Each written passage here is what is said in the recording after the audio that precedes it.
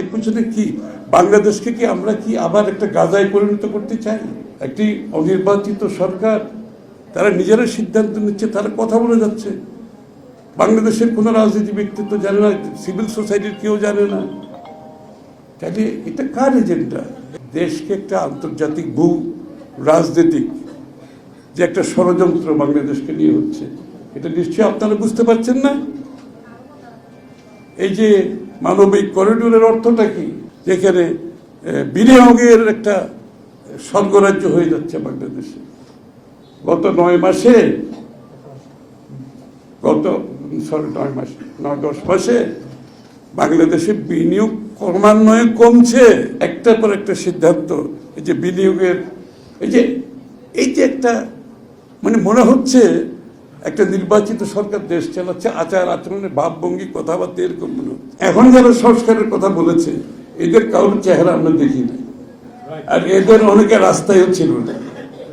এরা এখন যারা বড় বড় কথা বলছে, এর বেশিরভাগ লোককে চেহারা দেখি নাই আমরা আন্দোলন সংগ্রামে। আর এদের মধ্যে কেউ কেউ মাঝে মধ্যে চেহারা উকি ঝুঁকি মেরেছে, যখন শেখ হাসিনার ক্ষমতার চাপ তাদের উপর গেছে, তারা গর্তে ঢুকে গেছে, গর্তের থেকে আর বের হয় না। এখন গর্তের থেকে বেরিয়ে আসছে, এখন তারা আমাদেরকে সংস্কারের দিচ্ছে, কি বলে তালিম দিচ্ছে, সংস্কারের তালিম দিচ্ছে তারা আমাদেরকে। আর শেখ হাসিনা যাওয়ার আগে তো বাংলাদেশ, শেখ হাসিনা পরবর্তী বাংলাদেশ কি হবে এটাকে তো মাথায় রেখে আমরা সংস্কার প্রস্তাব দিয়েছি। হাসিনা পরবর্তী কিভাবে বাংলাদেশ চলবে, নতুন বাংলাদেশ আমরা গড়ব, এটাকে মাথায় রেখে আমরা সংস্কার দিয়েছি। আমরা নতুন করে শেখ হাসিনা যাওয়ার পরে সংস্কারের কথা বলছিলাম তো, আমরা সবাই মিলে এই সংস্কারগুলো আমরা করেছি। 27 দফা বিএনপির ছিল, আমরা যখন যুগপথে আমরা ঐক্যবদ্ধ হয়েছি, তখন ওনাদের মতামতের পরিপ্রেক্ষিতে এটা 31 দফায় নিয়ে যাওয়া হয়েছে।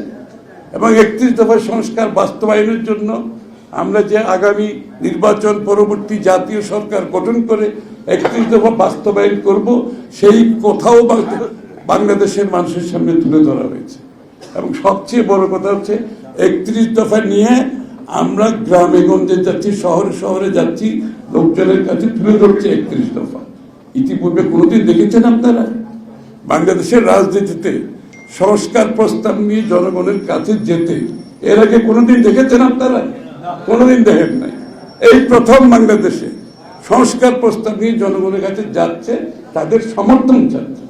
কারণ দিনের শেষে আপনি যত সংস্কারের কথা বলবেন, দিনের শেষে সংস্কার হতে হবে গণতান্ত্রিক প্রক্রিয়ার মাধ্যমে। গণতান্ত্রিক প্রক্রিয়ার বাইরে গিয়ে কোনো সংস্কার করা যাবে না। এখানে কাউকে নতুন মালিকানা আমরা দিই নাই, বাংলাদেশের মানুষের মালিকানা অন্য কাউকে মালিকানা দিই নাই, যারা আগামীর বাংলাদেশের সংস্কার করবে। বাংলাদেশের সংস্কার হতে হবে গণতান্ত্রিক প্রক্রিয়ার মাধ্যমে, বাংলাদেশের মানুষের সমর্থনের মাধ্যমে। তার বাইরে সংস্কারের কোনো সুযোগ নেই। ইতিমধ্যে আমরা পরিষ্কারভাবে বলেছি, বিভিন্ন বক্তারা বলেছেন, পরিষ্কারভাবে বলেছি, যেই সমস্ত সংস্কারের জাতীয় ঐক্যমত হবে সেগুলোর জন্য আমরা প্রস্তুত। দেরি কেন? আমরা কেন জানতে পারছি না কোথায় ঐক্যমত হয়েছে? সবাই তো প্রস্তাব দিয়ে বসে আছে, সব রাজনৈতিক দল সংস্কারের প্রস্তাব দিয়েছে। তা আমরা তো অপেক্ষা করছি ঐক্যমত কোথায় হবে। ওনারাও বলছেন ঐক্যমতের পরিপ্রেক্ষিতে হবে, আমরাও বলছি ঐক্যমতের পরিপ্রেক্ষিতে হবে। তাহলে ঐক্যমতটা কোথায় আমরা জানতে পারছি না কেন? আমরা তো সবাই আমাদের প্রস্তাব দিয়েছি ওখানে, ওইটা বলতে দ্বিধা কোথায়? ওইটা না বলে খালি সংস্কার ছাড়া নির্বাচন হবে না। আরে সংস্কারের তো প্রস্তাব দেওয়াই আছে, আরে বলুন না কোথায় ঐক্যমত হয়েছে। এই কথাটা জানাচ্ছে না তো জাতিকে। আর যদি ঐক্যমত যেখানে হবে না, সেখানে আমরা কেউকে বাংলাদেশের এখনো মালিক বানাই নাই, তারা আমাদের জন্য সংস্কার করে যাবে। রাখাইনকে করিডোর দিয়ে বাংলাদেশকে কি আমরা একটা গাজায় পরিণত করব, এমন কথা বললেন বিএনপির স্থায়ী কমিটির সদস্য আমির খসরু মাহমুদ চৌধুরী। প্রিয় দর্শক, ভিডিওটি ভালো লাগলে চ্যানেলটি সাবস্ক্রাইব করুন, অন্যকে দেখার সুযোগ করে দিন, কমেন্টস করুন, লাইক করুন।